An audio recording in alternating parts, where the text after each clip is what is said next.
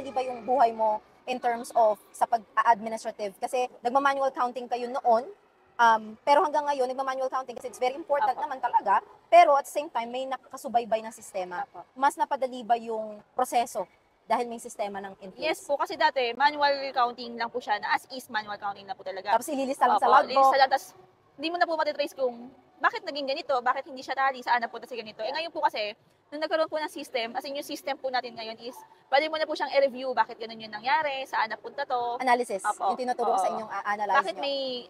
Bakit may nawalang ganito, or Yes. bakit nag-over yung ganito, Bakit saan na-damage napunta si yung ganito. ganito, Yes po. ano yung na-replace. Opo, pati yung damage and replacement is naka-program na rin po doon. Kumbaga, nai-input na rin po. At saka kung pagdating naman po sa mga PO, ando na rin po, makikita na rin po namin. Kumbaga, may ready PO na, so i-receive na lang. So, doon po, mas mapapadali po talaga siya. That's nice to know. Thank you.